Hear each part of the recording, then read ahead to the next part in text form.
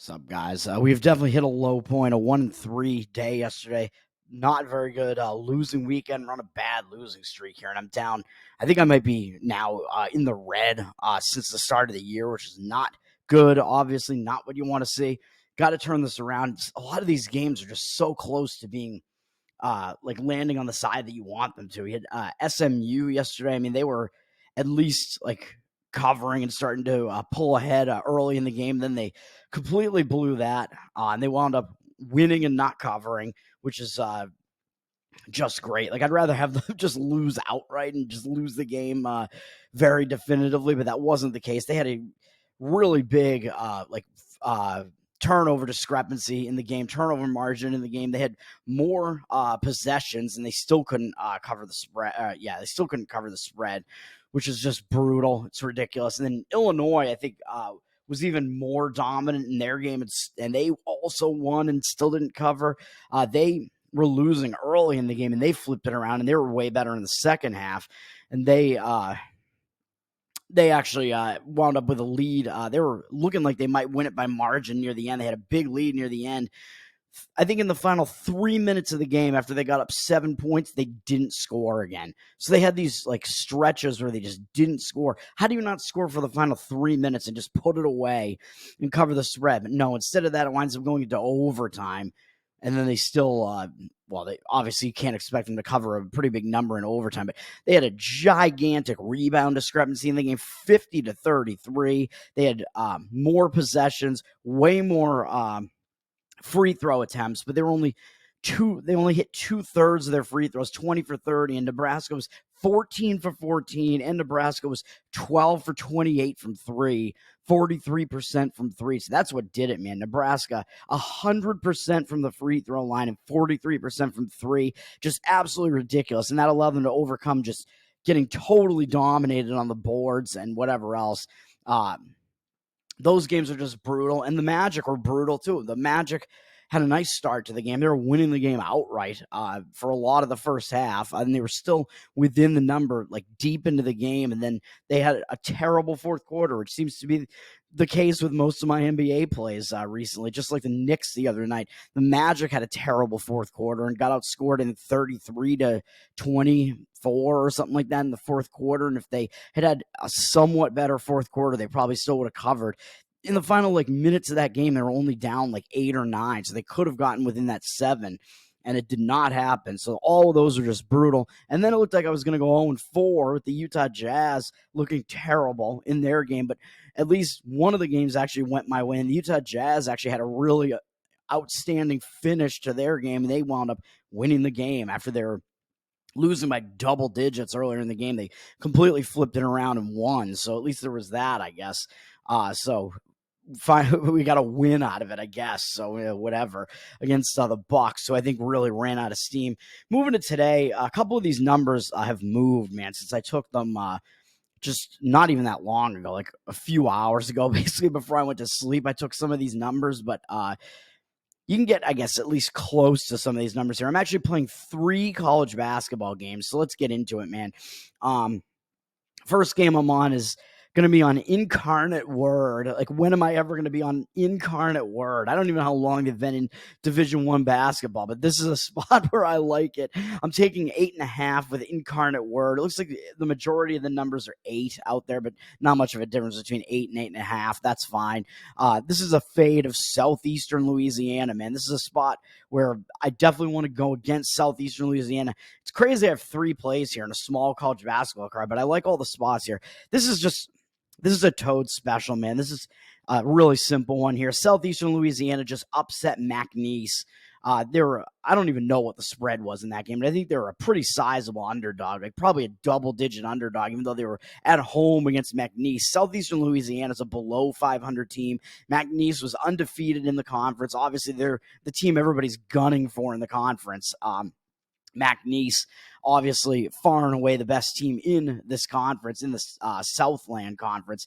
Southeast Louisiana, they shot out of their minds in the game, dude. 53.2% from the field, 48% from three. Those are kind of outliers. Even though they lost the turnover battle by 10, 18-8, they still had the lead by a huge margin for the whole game, basically. And McNeese came back, and it kind of looked like McNeese was going to wind up winning the game anyway after they were down huge early. They came all the way back to being within 3 with a decent amount of time left in the game, but they stalled out, and Southeastern Louisiana held them off. And then McNeese had one more furious run near the end, but it was too late. And Southeastern Louisiana pulled off the giant upset. So they got to be in a letdown spot, man. They're not a good team whatsoever. That was a real outlier of a shooting performance for Southeastern Louisiana in that game. They got outplayed in a lot of phases in that game, at least. McNeese had way more field goal attempts, more free throw attempts, and just Southeastern Louisiana was 93.8% from the free throw line, 48% from downtown, with 12 threes, 15 for 16 from the line, and 25 for 47 from the field. So that put them just over the edge enough to win the game. That's just crazy. Coming off of that, they're in a letdown spot. I don't see any way around that. They have Northwestern State next to, at least, is right behind them in the conference standings at the very least. And between those two games, they have to face Incarnate Word, who is only 2-6 in the conference and below them by a couple of games. Incarnate Word, I don't even know where Incarnate Word is, to be honest. Incarnate Word is the one thing I am hesitant about is the fact that this is their 3rd straight road game. But I like the fact that they just beat New Orleans, even though New Orleans is the worst team in the conference. Incarnate Word was finally able to get a win after they had at least one loss before that. New Orleans is way ahead of them early, too, and Incarnate Word came back and had a really nice second half, played well, and they overcame like a crazy 3-point percentage out of New Orleans there to actually win the game, even though Incarnate Word turned it over way too much in the game. They were dominant on the boards in that game. So I like the fact that they won, so maybe that'll carry some momentum into this game against Southeastern Louisiana, but mostly this is a massive letdown spot for Southeastern Louisiana, man, and you're asking them to cover a large number here, and they're just not a good team, even though they are certainly the better team out of these two, but neither of these teams are good. Southeastern Louisiana also plays one of the slowest tempos in college basketball, which is not a good thing when you want a team to cover a large number. KenPom, I think, has this right around where the spread is, where the number is. And Incarnate Word, they actually play a faster tempo. Although I always say that the home team is usually the team that wins out tempo-wise. But if that's the case, even though it might throw Incarnate Word a little bit off their game because they like to play significantly faster than Southeastern Louisiana, if Southeastern Louisiana gets us into a slower, like more ugly game, that's more conducive to an underdog covering a large number. So I like it. Incarnate Word plus 8.5. What are the other two games that I'm on? Next game that I'm on is on Sacramento State -4. It looks like it's up to 4.5 at most spots now. So I would try to get on this one. In college basketball, there's a little bit of a difference there between 4 and 4.5. Looks like it's up from 3.5. It's gone through the 4. It looks like it might be going through the 4.5.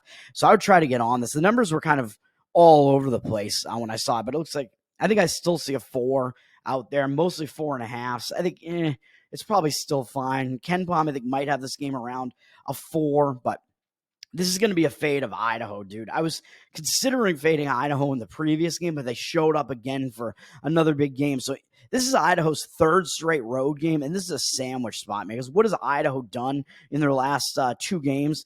Well, they went to Montana as a giant underdog, a 14.5-point underdog, and they led almost the entire game. They had a lead for, the majority of the game, a big lead early. Montana cut the lead down. Idaho was still leading with not much time left. It was upset alert time there for Montana. Looked like they might get upset as a gigantic underdog in that game. Montana's a gigantic favorite in that game. And Montana wound up just squeaking by right at the end. Really a heartbreaker for Idaho after they almost were able to pull off the upset over Montana. Idaho shot out of their minds in that game, 50.9% from the field, but 56.3% from 3-point percentage. That's just really out of control. You don't really see that in this conference either. And Montana had a massive, massive free throw discrepancy. So there might have been some home cooking going on there that put them over the edge. Idaho probably could have won that game. I watched the end of that game, actually. Montana did put it away when it counted, but that free throw discrepancy is really, really gigantic for Montana. There, which might show a little bit of biased reffing there, helping Montana get over the edge. And then what did Idaho do in their previous game, I should have also mentioned Southeastern Louisiana. That upset that they had over McNeese was on Saturday, so they've only had one day off since they played, and I believe that's the case with all four of these teams that I'm talking about here. This Big Sky game and the Southland game, I think all these teams played on Saturday. Idaho, after that Montana game, what did they do? They went into Montana State as an 8.5-point underdog, and they had the lead again for most of the game. They took the lead, and they started padding the lead in the second half. Looked like they were going to win the game. They're winning by 11 with excuse me, they did actually win. Why am I acting like they didn't win? Yeah, they got up to an 11-point lead with 2 minutes left, and that was able to put them over the hump and put the game away. So, yeah, excuse me, they did win. Idaho won the game against Montana State. So, after a near double-digit upset of Montana on the road, they went into Montana State, and they did upset them as an 8.5-point underdog. Montana State, last year's conference winner in the Big Sky, but not as good this year, but still a big favorite over Idaho. And Idaho was able to somehow put that game away. And again, they shot like crazy from the field. Idaho, 53.4%, or 54.4%, excuse me. I don't think they'll be able to keep this up, dude. Idaho shooting like way over 50% from the field for 2 games in a row. I don't see them keeping this up. Those are 2 crazy outlier shooting performances. I think something's got to give, and I think they're going to be in trouble in this game at Sacramento State. And after this, they have to go to Eastern Washington. Then they come back home and face Weber State, and those are the top 2 teams in the conference, although they lost pretty badly to both of those teams already in the first meeting. But Eastern Washington and Weber's fallen to 5-5. Never mind. I had Weber like power ranked really high though, but Eastern Washington and Weber are still good teams in the Big Sky. Eastern Washington is leading the conference right now, probably the best team in the conference right now. But I think Weber is probably still power rated like the second best team in the conference. I would guess. I would have to look. Idaho. Yeah, they're just in a bad spot. 3rd straight road game, letdown spot, coming off of 2 major max effort games. How can you possibly keep that up as giant underdogs like this? And they already beat Sacramento State in their first meeting. So Sacramento State went into Idaho and lost in the first meeting. Idaho was a 2.5-point favorite, and Idaho really handled them. Idaho was winning the whole game. Sacramento State made a nice comeback in the second half and almost were able to get back into it, but Idaho was able to put them away in that game, even though Sacramento State shot 60% from 3. I don't know how that's even possible, but so it is maybe a little bit of revenge for Sacramento State after they played pretty poorly at Idaho. Sacramento State has lost 5 games in a row now, so they're going to be looking to change something here, man. They're coming back home after another ugly loss to Portland State. They're going to want to do something. So I think this might be a decent spot where they actually have a winnable game for once. And people might look at this and think, but Idaho has the better overall record and the same conference record. So how are we getting 4.5 points or 4 points with Idaho here? And Idaho, the way Idaho just played against the Montana teams too, how are we getting 4 points as an underdog here? Well, that's because Sacramento State actually is the slightly better team here as actually, are they? I think they are. As yeah, they are. KenPom has them as a slightly better team as well. As the line is telling you here, Sacramento State is the slightly better team here. So I like it. I like Sacramento State there to do it. The line maybe looks a little bit suspicious because you think that Sacramento State is actually the slightly worse team in that matchup, but the records can be misleading. I think maybe they played a tougher out-of-conference schedule slightly, so Sacramento State is the better team there. In Idaho, I don't know what they're going to have left in the tank, man. Playing a 3rd straight road game, coming off 2 huge games, so I'm on Sacramento State -4, and then in the other game, I'm on Kansas State +5. I'm playing the letdown spot here too. Kansas is up from 4 to 5. You might be able to wait and get an even better number on this. I'm not sure, but I think this number's kind of right in line with where KenPom has this. Kansas has been overranked all year, man. Their rankings overrate them. I've had Kansas power rated like somewhere between 10 and 15 pretty much the whole year. Them being in the top 10 and them constantly being talked about as a title contender, I think is not accurate. I think they're not in that like upper echelon of teams. I think they're like kind of just a step below that. But Kansas is coming off a giant win. They beat Houston, but that was an unfamiliar situation for Houston going into Kansas, dude. Houston was actually the favorite in that game, but going into Kansas, that's a tough spot when you're new to the Big 12 and you're not familiar with that atmosphere. And Kansas, I mean, come on, man. They shot 69% from the floor. Houston had 69 field goal attempts to Kansas's 45. Kansas did out-rebound them massively, but still, Houston had way more possessions. Houston only had 3 turnovers in the entire game to Kansas's 18, and Houston had way more possessions and field goal attempts, but Kansas still blew them out of the building. So maybe Houston was just firing up bad shots eventually because they were losing by so much. But even so, Kansas shot 69% from the field. That's not going to happen again. That's just a gigantic outlier. And against a Houston team that usually plays really good lockdown defense, that's insane. That game is somewhat misleading. That result is somewhat misleading. That was on Saturday as well. So Kansas doesn't have, none of these teams have that much time off, but Kansas is, letdown spot here, man, coming off that game. And then they have to go play Baylor next and then Texas Tech and Oklahoma. So even though this is a rivalry game, this is a way bigger game for Kansas State, I would have to say, because Kansas State is fighting to even get like a key win to try to get, because they're kind of like a tournament bubble team right now. They need something. And in their last game, they lost to Oklahoma State, which maybe that was a sandwich spot because it was between all these ranked teams. They'd lost to Iowa State, Houston, Oklahoma, and they had this huge game up next against Kansas. So they dropped that game, even though maybe they couldn't even afford to drop that game.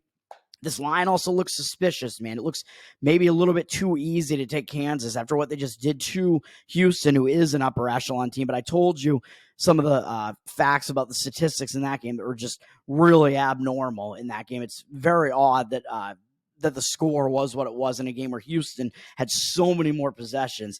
Kansas is probably not going to shoot a percentage like that again all season. They played out of their minds in that game. Now it's a letdown spot. They're going on the road. They've been a lot worse on the road. Their only road win in conference is at Oklahoma State, which is not impressive. I think they only have 2 road wins on the season, and the other one's barely scraping by at Indiana, and we know Indiana's no good. Their other road games, they lost to West Virginia, and they lost to Iowa State. Iowa State's a very good team, and they lost to UCF, actually. So really not a good road track record for Kansas here. Some kind of shocking losses mixed in there.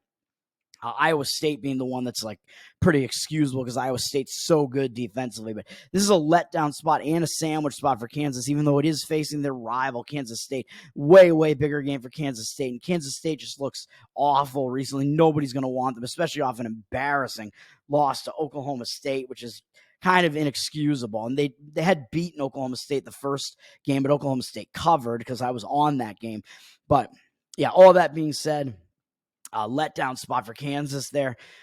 People are going to be overrating Kansas, overhyping them. Kansas is a title contender, man. They just beat one of the best teams. They've beaten like the top 2 teams in the country, man. They've beaten UConn and Houston. Yeah, I mean, those are just single one-off games.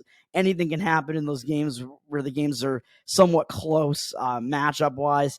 Yeah, I think this is a bad spot for them. It's a letdown spot. And then going to the NBA real quick before I get out of here, I do have a play in the NBA, but this line has moved a bit. I am on the Atlanta Hawks plus 3.5. I told you how bad the Hawks have been against the spread this year, but finally they're on like a nice mini run here of a few wins. So maybe finally the market is catching up to them a little bit, and we're getting points at home in a really bad situation for the Clippers. Although maybe if the situation wasn't as bad, the Clippers probably would be favored by more, but the Clippers are down from 4.5 to 3. I took this at 3.5. I think you can probably still find 3.5s out there on the Atlanta Hawks, hopefully. There's not too much of a difference between 3.5, but I like it. It looks like it's falling further, so hopefully you can get on it. Clippers, 60% of the tickets, so they're public, but 81% of the cash on the Hawks, so I like all of that. There's reverse line movement going against where the public is, and the cash is totally on the other side from where the public is, because obviously the public is only going to want to play the Clippers, who are the way better team here, but this is an awful spot for the Clippers. I don't know if they're going to be resting players or what they're going to do here, but they're in a back-to-back. They're in a 3rd game in 4 days. They're in a 4th game in 6 days. They're in a 5th game in 8 days. They're in a 6th game in 10 days and a 7th game in 11 days. And this is going to be them finishing a 7-game road trip where they've gone 5-1 in the first 6. It included them beating Boston. And in their last game yesterday, they won at Miami. So they beat both of the Eastern Conference finalists from last year in Boston, absolutely crushed them in Boston. The most humiliating loss for Boston at home on the season, probably even worse than losing to the Lakers, I would say. even though that was a giant upset. Losing as bad as they did to the Clippers, even though the Clippers are good, that's still ridiculous, man. The Clippers are on a huge run. They look unstoppable right now, and this line looks way too easy to take the Clippers. We were almost taking them to just win the game, but I think they're going to run out of steam here, man. They beat Miami in Miami last night. Like I said, this is their seventh road game of the 7-game trip where they've already gone 5-1 on the road trip. They have nothing left to prove on this road trip, man. They might not pay attention to the Atlanta Hawks. They've already done everything they need to do on this road trip. This is a 7th game in 11 days. And then when they come home, they have to face the New Orleans Pelicans, who are a better team than the Atlanta Hawks are. The Hawks below 500, of course. So Clippers might just not pay attention to the Atlanta Hawks. The Hawks, on the other hand, do have more rest. They didn't play yesterday.